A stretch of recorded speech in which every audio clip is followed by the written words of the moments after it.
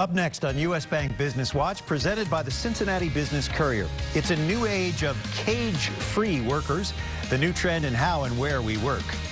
Traveling for business from CVG to the New York area got a little easier this week. You can even arrive 15 minutes before your flight leaves. And if you love getting into new homes and poking around for ideas, today is your lucky day. U.S. Bank Business Watch is next.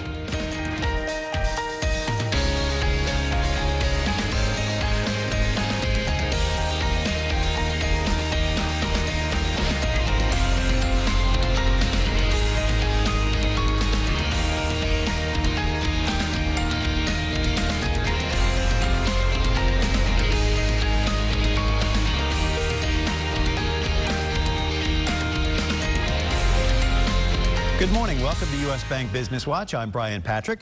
On the Business Courier front page centerpiece, so long cubicles. From startups to corporate titans, the new trend in where and how we work is all about wide open spaces.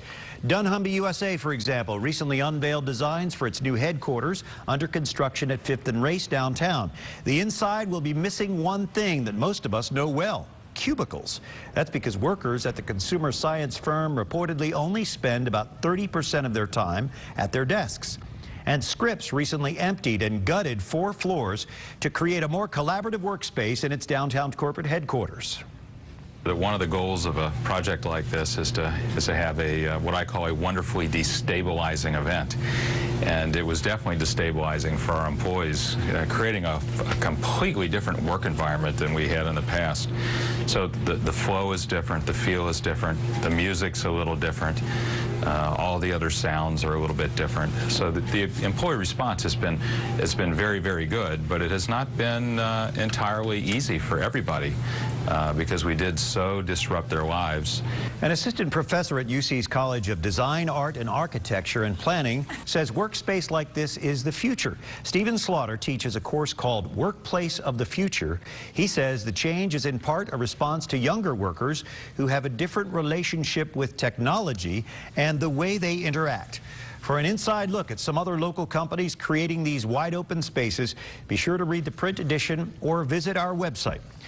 Ohio Governor John Kasich's office has vetoed tax incentives for Pure Romance to move from Loveland to downtown Cincinnati. The company's CEO says he believes Kasich's veto is related to his product line. Pure Romance makes relationship enhancement products. CEO Chris Ciccanelli says staff members at Jobs Ohio, the state's economic development arm, reacted favorably to the request for tax assistance, but when the request was run by the governor's office, the answer was no. Cincinnati City Council approved a resolution Wednesday backing Pure Romance in its request for job creation tax credits from the state of Ohio. The Business Courier broke this story last week and will continue to keep you updated. An investigation of embattled former Northern Kentucky University Athletic Director Scott Eaton shows the depths of his alleged deception goes even deeper than first thought. From 2007 to early this year, NKU President Jeffrey Murn says Scott Eaton used his school credit card to buy more than $262,000 worth of gift cards. That's nearly twice as much as NKU's first estimates that pegged the amount taken at about $150,000. In a letter to the Board of Regents, Murn says Eaton also falsified receipts and used his credit card to spend an additional $49,000 on himself. I guess the word I would use was disappointed.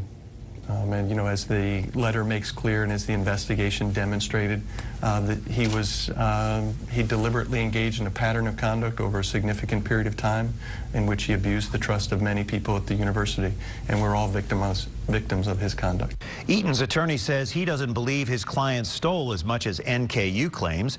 He also says Eaton has cooperated with the schools and law enforcement's investigations. Murn says the FBI, U.S. attorneys, and the Kentucky Attorney General are investigating Scott Eaton. None of them will say when or if criminal charges will be filed. We have some good news for New York business travelers. Ultimate Air Shuttle has launched its first flight from CVG, Cincinnati Northern Kentucky International Airport. The luxury public charter airline has been operating out of Lunken Airport. On September 9th, it flew out of CVG to the New York City area, Morristown Airport in New Jersey. Ultimate will fly to New York Monday through Thursday with 2 flights a day from CVG. A one-way ticket is $395, and you'll save some time on security checks. There is TSA checks. It's all done behind the scenes, and our TSA program has been fully approved by the TSA and the DOT. We just bypass the TSA checkpoints here at CVG. You only have to arrive 15 minutes before departure. Ultimate Air will continue to fly out of Lunken as well as CVG. And at CVG, they'll have the same amenities they do at Lunken, including free parking, baggage, and in-flight refreshments. Former City Councilman John Cranley trounced Vice Mayor Roxanne Qualls in last Tuesday's mayoral primary. He won 56% of the vote to Qualls' 37%. While the results were lopsided, few voters cast ballots. Fewer than 6% of the city's registered voters showed up at the polls Tuesday, according to the Hamilton County Board of Elections. That is far less than even the 15% who voted in the September 11th, 2001 mayoral primary. One of the things you can read is that there's no one who has a tremendous advantage when it comes to organization. Neither one of their organizations really can be terribly pleased with the turnout. Cranley says Qualls will face off in the general election on November 5th. Cranley says he still views himself as the underdog in the race. Qualls says the results will motivate her supporters. There are a lot of wonderful nonprofit fundraising events here in the tri-state, but do you know which is the largest? It is the Mercy Health Heart Mini Marathon. This race is entering its 37th year, and it's run by Jennifer Houck, Vice President of the American Heart Association for the Cincinnati region. She says keeping such a big event current and cutting edge while also controlling costs can be very challenging. But the awareness it raises is priceless, and its messages change with the needs of the community. Obesity for children and adults are still one of the #1 risk factors out there. So the Heart Association is very much taking a look at prevention and how are we preventing heart disease and stroke, and what are ways that we can do that through healthy eating and through nutrition. Nationally, the Heart Association's 10-year goal is to improve the cardiovascular health of the entire nation by 20% by the year 2020 and reduce deaths from cardiovascular diseases and stroke by 20%. Well, today's your last chance to check out part 2 of Cincinnati's new home and remodeling tour. The Scattered Site Home Tour stretches from Milford to Lebanon. It's sponsored by the Home Builders Association of Greater Cincinnati.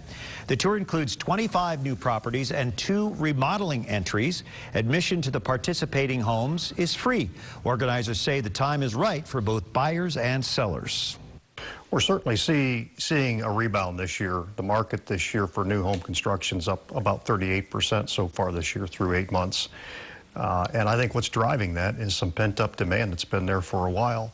And many people today are beginning to see that they can put their existing homes back on the market. For more information on the tour, which again ends tonight at 5, you can see a slideshow also of some of the homes. You can visit our website. Well, Cincinnati has a severe shortage of something that we need to keep our economic engine moving: geeks. There are between 1,000 and 3,000 unfilled IT jobs in the greater Cincinnati region right now. That number could balloon to 10,000 as early as 2020. In contrast, there are only about 1,800 students enrolled in IT-related degrees in all of the colleges and universities in town, with only about a quarter of those graduating each year. The Business Courier's Andy Brownfield has written about this geek shortage. He joins Business Watch producer Kelly Leon. Thank you, Brian. Thanks, Andy, for being here. I was just very much drawn to your story. I thought initially it was kind of funny, you know, a geek shortage. But to some, this is really not funny. This is a serious issue that they're dealing with. Who are the groups in town that are taking a hard look at this?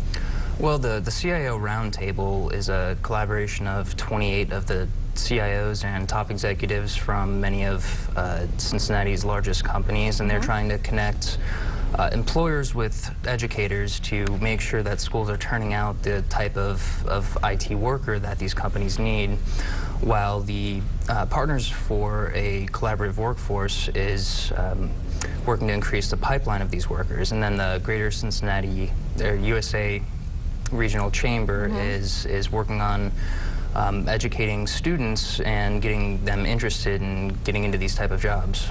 So, and some evidence for the need for this, as I read your story, I was really struck that incoming freshmen at UC bring an average of 5 electronic devices with them.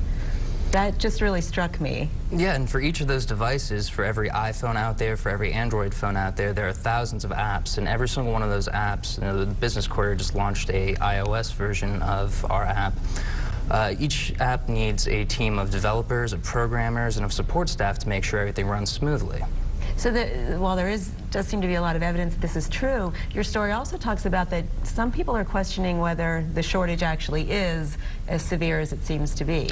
Right. Northern Kentucky University computer science professor James Walden told me that he's kind of skeptical of these predictions because, at least at the national level, he's seen that those dire predictions haven't really borne out, and he questions where a lot of these organizations are getting their numbers locally. Okay. Well, we'll stay on top of this geek shortage and keep our viewers posted. Thanks Absolutely. so much, Andy. Thanks. All right, Kelly, Andy, welcome to the Business Courier. Please be sure to take a look at our second act insert in this week's print edition. This year's second act winners started their careers in many different fields: politics, journalism, finance, law, just to name a few. For a variety of reasons, the second act honorees then went on to reinvent themselves and continue to give back and to work in the community. You can read all about our honorees and their fascinating careers in this special insert of the Cincinnati Business Courier. Up next on U.S. Bank Business Watch, more controversy for the Emory Theater, but for a reason that might surprise you.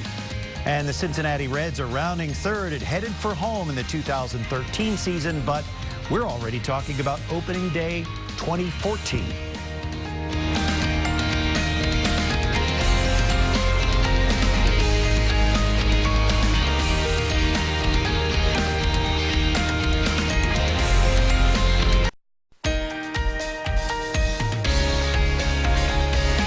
Here's some news you might have missed if you're not reading the Business Courier online every day. There's more controversy for the Emory Center. Now, Cincinnati Public Schools wants the Emory Center to start paying property taxes. The school district filed a complaint with the state to revoke the building's tax-exempt status. The Emory Theater is owned by the University of Cincinnati. If the state sides with CPS, the annual tax bill would be about $200,000, and CPS would get about 65% of that. As we've reported, a nonprofit group called the Requiem Project, which has been working to renovate the theater portion of the building, has been kicked out, and it has filed suit so it can stay. Duke Energy's Miami Fort Power Plant in North Bend is one of Ohio's worst polluters, according to the Ohio Research and Policy Center. The plant releases 7.2 million metric tons of pollution a year. That, according to a report by that group. $2.76 million has been invested since 1999 to enhance power plant air quality control. The report also says Ohio ranks second in global warming pollution. HGC Construction's been part of some of the biggest redevelopment projects in Over the Rhine, including 202 residential units and 43 commercial spaces. Our reporter Tom Demeropoulos recently got a chance to walk through the construction site of the second phase of Mercer Commons, HGC's newest project. To see what it takes to rehab these old buildings, the project is expected to be complete in July 2014. To take a tour and see what Tom saw, visit the slideshow on our website. Well, the postseason hasn't begun in baseball, but we're already talking about Cincinnati Reds opening day 2014. On March 31st, 2014, the Cincinnati Reds will open the season playing their division nemesis, the St. Louis Cardinals. Game time hasn't been announced yet. You can bet the opening day parade will go on as usual. In this morning's U.S. Bank Economic 360, what is on the minds of our next generation of leaders? Whatever it is, you know it's technology-based. Jim Russell, U.S. Bank Senior Equity Strategist, joins us this morning with his colleague, Nolan Kamer, U.S. Bank Associate Portfolio Manager, on the use of technology. Jim and Nolan? Brian, good morning. Nolan, thanks for being with us today. Appreciate it. What we're going to talk to Nolan about is right down Broadway. Nolan is certainly from the millennial generation. He's 30 years old, working spouse, child at home, one on the way. What is on your mind regarding the uses of technology? What kind of technology do you find the most useful to improve your efficiency both at home and in the workplace, Nolan? Well, Jim, I will say that the biggest challenge my wife and I have faced sometimes is with budgeting. And, you know, it's hard, we can talk about it until we're blue in the face, but when we get down into the weeds, we find some challenges with going through all the different expenditures that we have, and we found that we just get back to point one. And so technology is a big help there. Exactly. So what we've done is we've used a program online called Quicken, where you're able to introduce and link up to your bank account safely and securely, and it tracks all your expenditures and puts it into a nice spreadsheet. You can track everything, create a budget, and it helps you move forward to save money and reduce those conversations that we have about budgeting. Just like the rest of us, right? Exactly. So at 30 years old, you've got to be hooked into the social media thing, right? Big part of increasingly everybody's life. Companies are using it to get the word out a little bit. How does social media impact you? How do you use it? Well, I do have a young son at home, and we've started to refer to him as the little CEO, because he runs the show, and he's up bright and early every morning, so we don't have a lot of time to sit at home, drink coffee, and read the paper.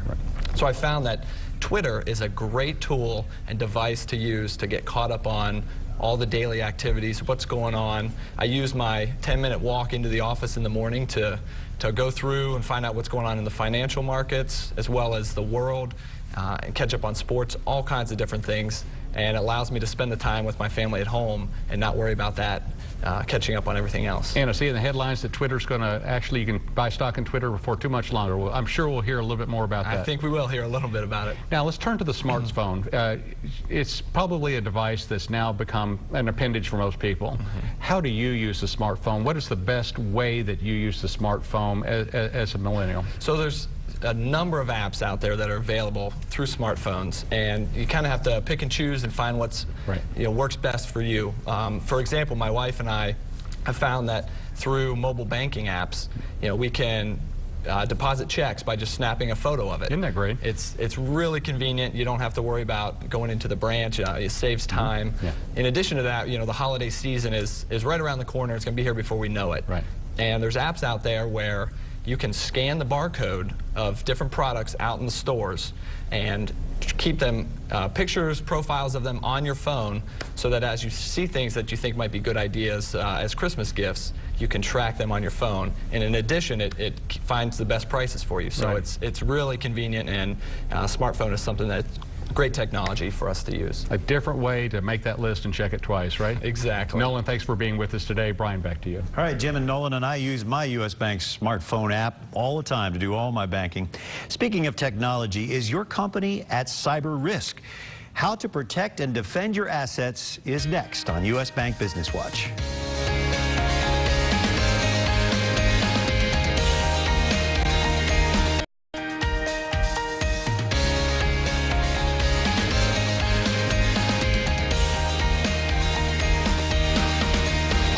Good to have you with us on U.S. Bank Business Watch. And as we learned earlier in the program on the story about the local geek shortage, keeping up with the latest technology is never easy, and protecting your business from cyber threats is even tougher.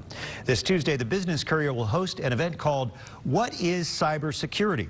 In this morning's Business Insight, Business Courier publisher Jamie Smith joins with Brian Minnick, Vice President of Advanced Cybersecurity, and a preview on how to successfully defend your network. Gentlemen? Thanks, Brian. Brian, thank you for being here. Thank you. Let's get right to some questions. Sure. Why should cybersecurity be a priority for companies today? Well, it's interesting. Nolan just talked to us about using technology from a personal productivity perspective. For years, businesses have been using technology to improve productivity, do things faster, cheaper. It's been a competitive advantage for them.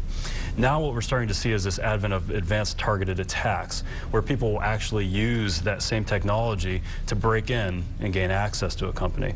So companies that are worried about manufacturing, for example, they may invest a lot of money in research and development to develop the next widget, whatever it is, right?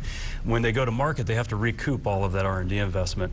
Some competitors could break in, potentially steal that information for the cost of a couple hackers and undersell them in the market. right? Whether you're even in the services department or sector working with customer information, if you lose that, your customers are going to go away. Right. So there's regardless of what industry you're in, there's some challenges, some things that you're worried about. So that increased efficiency and putting things on your phone is just yet another threat. It becomes a vector that could be used against you potentially. Yeah. Right. Well, talk about, are there any trends out there in the cyberspace right now? Are there any trends that we're looking at or that we see a lot? Yeah, there's a lot of things happening out there. If you look historically at the security space, there's been a lot of people thinking about antivirus. How do I deal with that?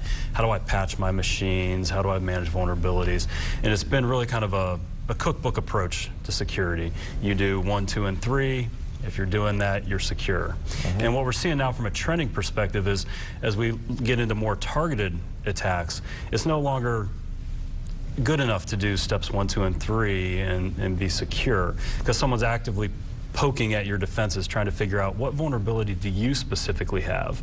How can I get through your defenses? So if you're doing the same thing everyone else is doing, they know how to get around that. Yeah. Right? So some of those trends around targeting and how do you deal with that requires really kind of an active defense on the part of the company who's trying to defend themselves, ways of constantly updating, adapting your defenses based on what's coming at you. So if you had to give one piece of advice to our viewers, you know, that are really responsible for security, what would it be? Besides come to the conference on Tuesday? Exactly, besides the conference. Absolutely. Think more broadly and holistically about your security program. If you are running or in charge of a program, it's not just about patching, it's not just about vulnerabilities. Think about, what do I have in my environment that's valuable? What do I want to protect? Who would be coming after that? And chances are, if you start looking, there probably are people out there. A lot of people think it's a question still of whether I'm going to be attacked. It's more a question of when you're going to be attacked. And getting an understanding of your environment, what risks you have, what threats there are, how you can work and adapt your defenses to deal with that is critical. Well, I'm looking forward to hearing you, also a member from GE Aviation, and someone from the FBI on Tuesday. We have a full screen now for our viewers to see the details, how to go to our website and register, but I'm really looking forward to learning a little bit more, then change my password every 30 days. There you go. Thanks for being here today. Thank you. Brian, back to you. All right, that's Tuesday evening at the Metropolitan Club. Thanks for joining us this morning for U.S. Bank Business Watch. We'll be back next Sunday and each Sunday morning, 6:30 in the morning here on Local 12, 10 a.m. on the CW. For more business news all during the week, visit the Business Courier online. Sign up for our daily emails. We'll get them out to you. Our address, cincinnatibusinesscourier.com. For all of us at U.S. Bank Business Watch, I'm Brian Patrick. Remember, no Bengals game today. They play the Steelers on Monday Night Football. Have a great Sunday.